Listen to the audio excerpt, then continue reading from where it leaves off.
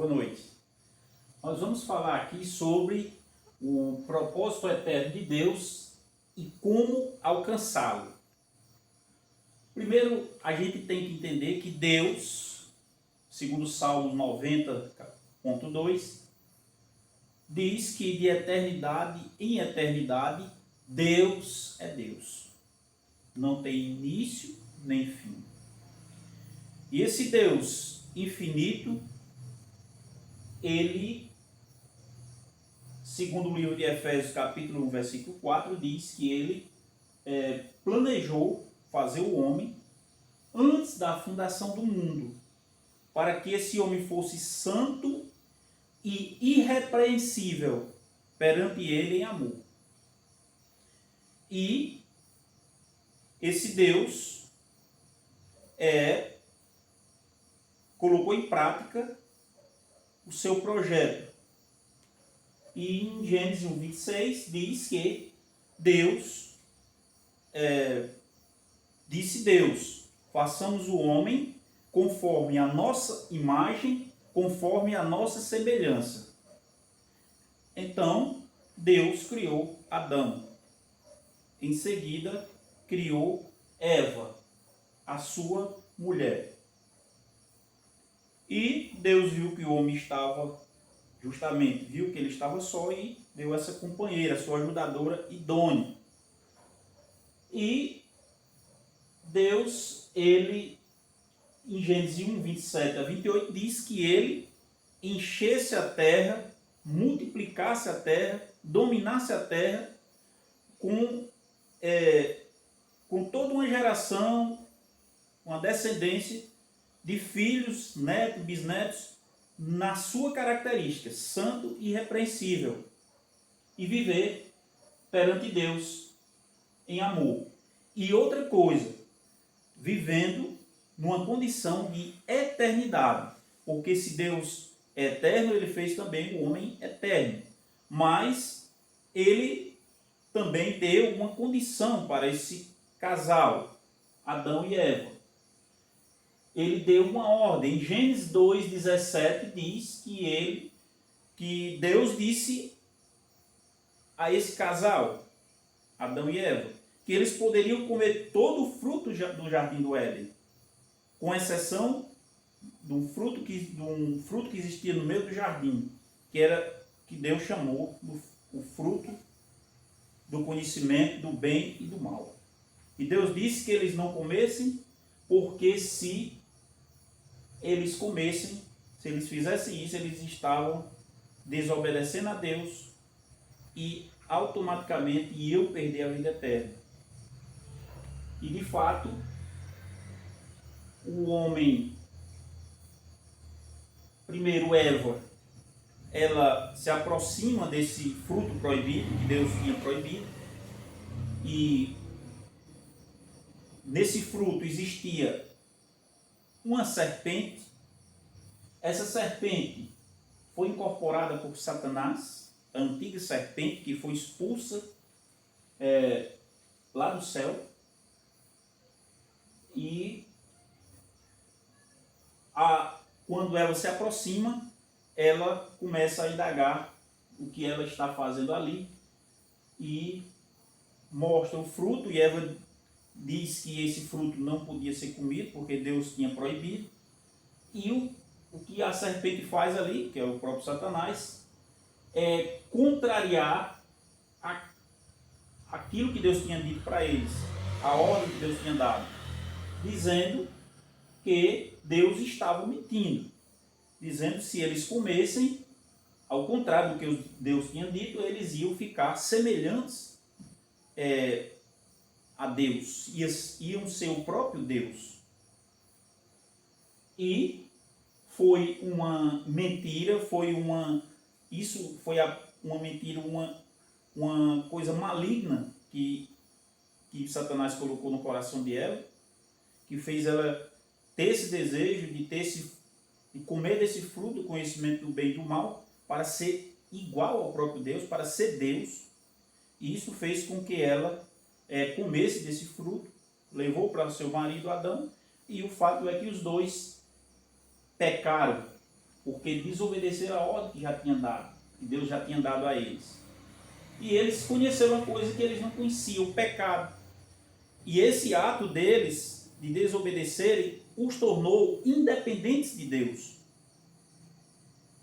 Então, esse ato chamado de pecado, desobediência, os tornou independentes de Deus, e eles passaram a conhecer algo que eles não conheciam, que é a morte eterna.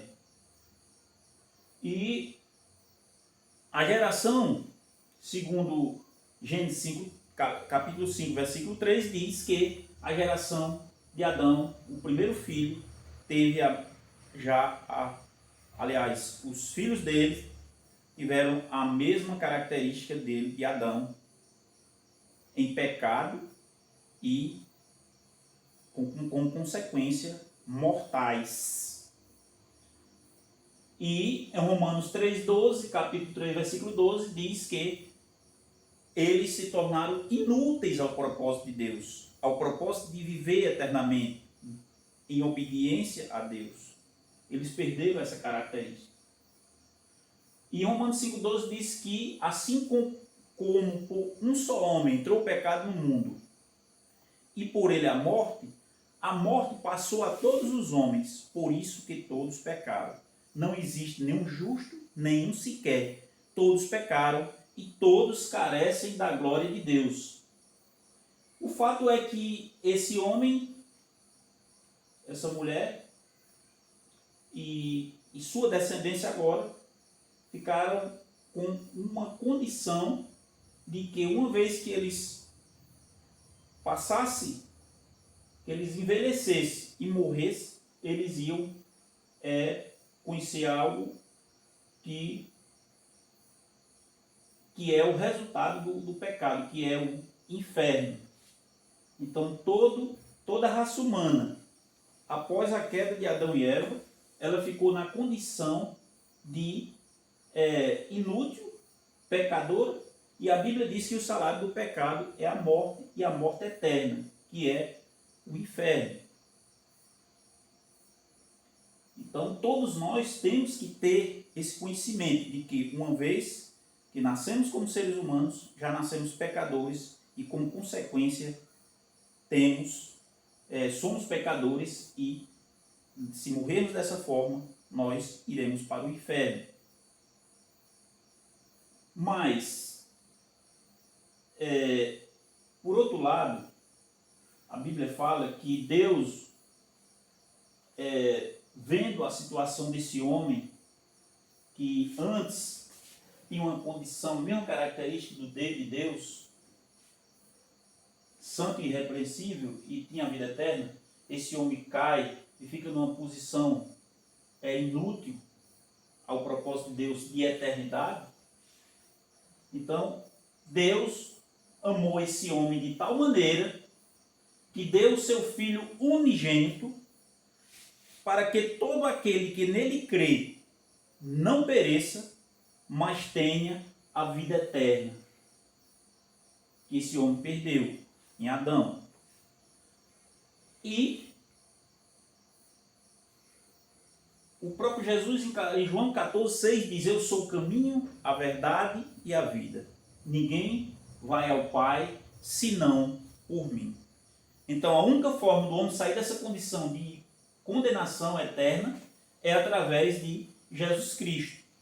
E quem é esse Jesus Cristo? A Bíblia fala em João capítulo 1, versículo de 1 a 3, que no princípio era o Verbo estava com Deus e o Verbo era Deus. Jesus estava no princípio com Deus. Todas as coisas foram feitas por intermédio dele. E sem ele, nada do que foi feito se fez. Então, Jesus, ele é o próprio Deus. Em Filipenses 2,6,8, que diz que esse Jesus, esse Deus, para fazer esse trabalho salvífico do homem, ele veio na forma de homem, que foi Jesus. Foi reconhecido entre os homens, tornou-se em forma de homens, e foi obediente até a morte, e morte de cruz. Em 1 Pedro 2,22 diz que esse Jesus teve uma vida perfeita e irrepreensível, da sua boca, do qual nunca cometeu pecado, nem da sua boca se achou engano.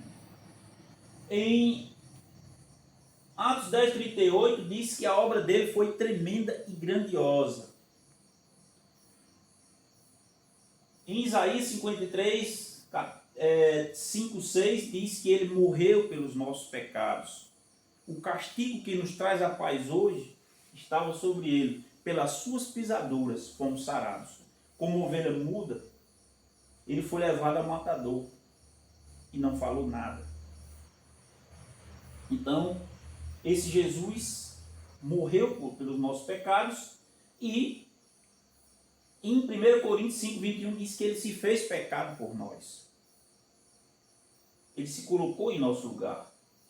Em Atos 2,24 diz que esse Jesus ressuscitou ao terceiro dia, depois que morreu.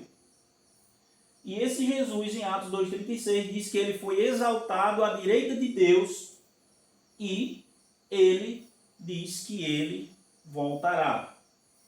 E com a volta dele, ele vai instalar o seu reino eterno definitivamente junto com aqueles que declararem a fé nele aqui em vida.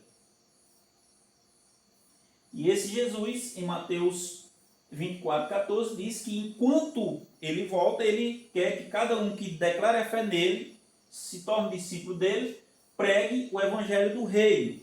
E esse evangelho do reino significa as boas notícias do reino de Deus na vida do homem.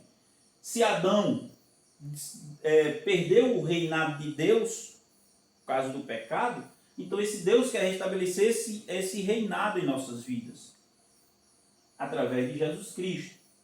E em Lucas 17,21 diz que esse reino já existe aqui no nosso meio. Para aqueles que creem em Jesus Cristo, o reino já existe. E vai dar continuidade quando ele voltar aqui, tirar todo o mal dessa terra e estabelecer o seu reino eterno. E para a gente fazer participantes desse reino, Jesus diz que ele, em João 10,9, diz que ele é a porta desse reino. Jesus diz que eu sou a porta, quem bater em mim, abrir-se-á. E, como toda porta, em Mateus 16,18, Jesus diz a Pedro, Pedro, eu te darei as chaves do reino de Deus, do reino dos céus.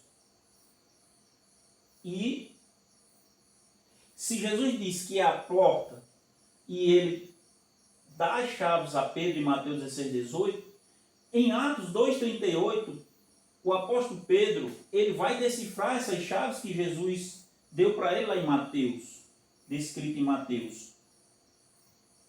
Que o texto diz: arrependei-vos e cada um de vós seja batizado em nome de Jesus Cristo, para serem apagados os vossos pecados, e recebereis os dons do Espírito Santo. Então essas chaves que Jesus dá a Pedro em Mateus 16, elas vão ser decifradas aqui em Atos 2,38, através do apóstolo Pedro,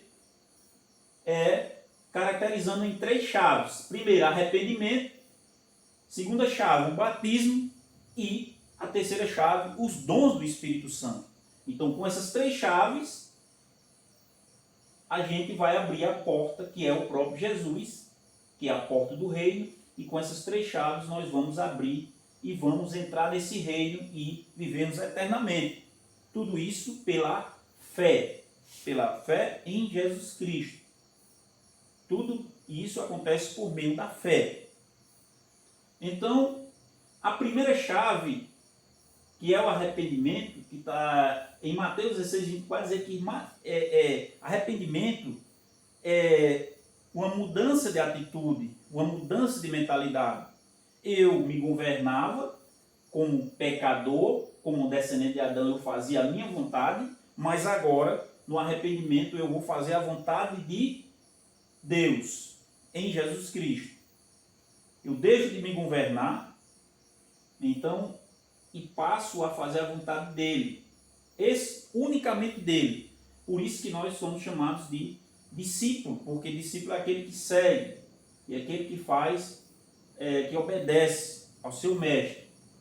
Então, é um arrependimento. Jesus disse que aquele que quiser, aquele que não tiver arrependimento, ele não tem como entrar no reino de Deus. Então, esse arrependimento, ele caracteriza a renúncia que nós temos que ter. Jesus disse que aquele que quiser vir após mim, negue-se a si mesmo, tome a sua cruz e siga-me. Pois qualquer que quiser salvar a sua vida, perderá. Mas qualquer que perder a sua vida por amor dele, Jesus, e do Evangelho, salvá-la. O que adianta o homem ganhar o mundo inteiro e perder a sua alma. Então, o arrependimento ele tá envolvido nessa renúncia, nesse ato de eu não fazer mais a minha vontade, de eu agora fazer somente a vontade de Jesus Cristo, que preciso ter uma disposição para abandonar todo tipo de pecado que eu cometi ou que esteja cometendo, que com certeza sempre estamos.